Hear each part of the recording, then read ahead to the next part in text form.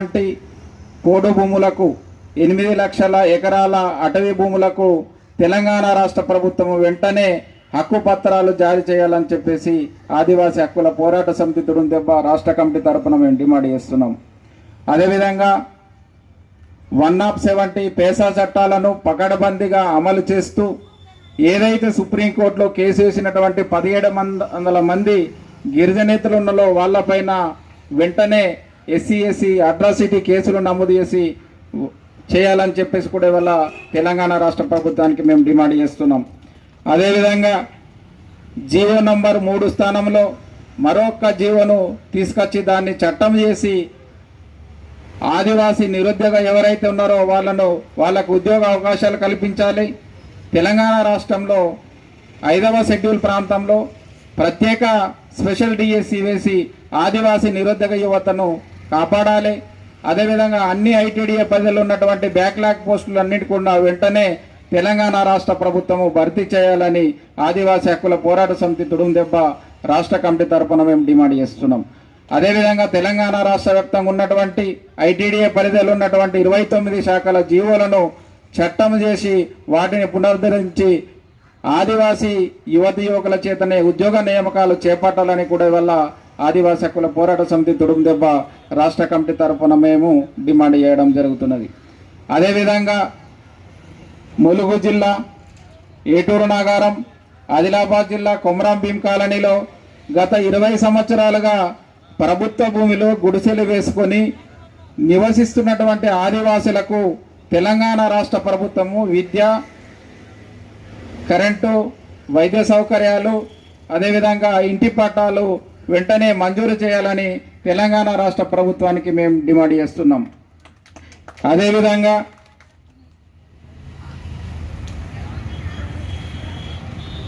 ఏదైతే ఇవాళ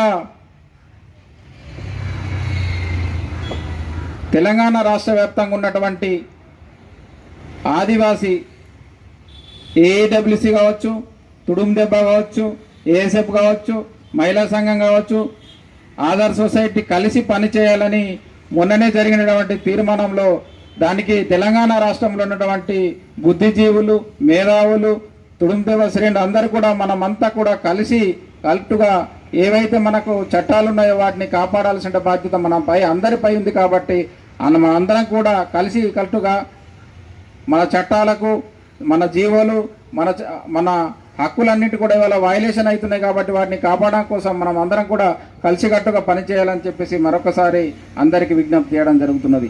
అదేవిధంగా ఇవాళ సుప్రీంకోర్టులో ఏదైతే లంబాడాల కేసు నడుస్తున్నదో అది రాజకీయ పోరాటం కావచ్చు, ప్రజా పోరాటం కావచ్చు, న్యాయ పోరాటం, ఈ మూడింటిని కూడా సమన్వయం చేసుకుంటూ ముందుకు పోవాల్సిన బాధ్యత ఇవాళ ఈ ఏవైతే ఆధార్ సొసైటీ ఏడబ్ల్యూసీ ఉందో ఇవన్నీ తీసుకొని ఆ మూడింటిని కూడా సమన్వయం తీసుకుంటూ ముందుకు పోవాల్సిన బాధ్యత వల్ల ఈ సంఘాలపై ఉన్నది.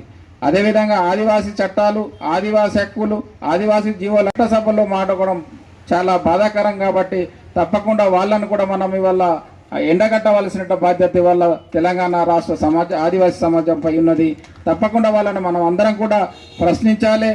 ఇప్పటికే మొత్తం కూడా మన చట్టాలన్నీ కూడా వైలేషన్ అయిపోతున్నాయి, మన అస్మితం పోతున్నది, మన సంస్కృతి సాంప్రదాయాలు కాలగర్భంలో కలిసిపోతున్నా కూడా వల్ల మన గిరిజన ఎమ్మెల్యేలు, ఎంపీలు కూడా ఎవరు కూడా పట్టించుకోవడం చాలా బాధాకరం. కాబట్టి వాళ్ళపైన కూడా మనం అందరం కూడా కలిసికట్టగా వాళ్ళపై ఒత్తిడి తెచ్చి ఈ చట్టాలను కాపాడాల్సిన బాధ్యత మన అందరిపై ఉన్నది. కాబట్టి తప్పకుండా ఏదైతే ఇవాళ మన పోరాటం అంతా కూడా ప్రజాస్వామ్యబద్ధంగా, రాజ్యాంగబద్ధంగా కొనసాగుతున్నది. కాబట్టి ఈ పోరాటాలని అణచివేయడానికి కేంద్ర రాష్ట్ర ప్రభుత్వాల వల్ల మన పోరాడుతున్నటువంటి నాయకులపైన, నాయకత్వం పైన ఇవాళ అనేక ఆక్రమ కేసులు పెడుతున్నది, వాళ్ళను భయభ్రాంతులకు గురి చేస్తున్నది. కాబట్టి వీటన్నిటినీ కూడా ఖండించవలసిన అవసరం ఉన్నది, నాయకత్వాన్ని కూడా కాపాడాల్సిన అవసరం ఉన్నది. కాబట్టి తప్పకుండా మనం అందరం కూడా ఐక్యంగా ఉండి ఏవైతే ఇటువంటి జరుగుతున్నటువంటి పోరాటాలకు ఇప్పటికే గతంలో చాలామంది గిరిజనేతరులు, మేధావులు, బిడి శర్మ కావచ్చు, ఎస్ఆర్ శంకరన్ కావచ్చు, బాలగోపాల్ కావచ్చు, కన్నబీరన్ కావచ్చు, చాలామంది గిరిజనేతర మేధావులు ఆదివాసీలకు అండగా నిలబడ్డరు. కానీ ఎవరు కూడా మనకు అండగా లేరు. మన హక్కుల కోసం మనమే పోరాడాలి, మన అస్తిత్వం కోసం మనమే పోరాడాలి, మన సంస్కృతి సాంప్రదాయాల పరిరక్షణ కోసం మనమే పోరాడాల్సిన అవసరం ఉంటుంది. కాబట్టి మీరందరూ కూడా ఒక సైనికులుగా పోరాడాల్సిన అవసరం ఉన్నది. మన హక్కులను కాపాడాల్సిన బాధ్యత మన అందరిపై ఉన్నది. కాబట్టి ఆ రకంగా మనం అందరం కూడా కలిసికట్టుగా పనిచేద్దాం. ఎవరైతే కలిసి వచ్చేటువంటి శక్తులు ఇవాళ ప్రజా సంఘాలు, కుల సంఘాలు కావచ్చు, గిరిజనేతర సంఘాలు, మేధావులు ఎవరైతే కొంత ఆదివాసీల పైన మొదటి నుండి కూడా ప్రేమతోటి సానుభూతితోటి ఉండి మన పక్షాన నిలబడుతున్నారో అరగోపాల్ సార్ లాంటి వాళ్ళందరూ కూడా వాళ్ళకు మనం అండగా ఉండాలి, వాళ్ళు మనకు అండగా ఉంటారు. కాబట్టి తప్పకుండా వాళ్ళందరితోటి కలిసి పనిచేయాల్సిన అవసరం ఉన్నది. అందరం కూడా కలిసి పనిచేయాలని చెప్పేసి ఈరోజు మీ అందరికీ నేను విజ్ఞప్తి చేయడం జరుగుతున్నది.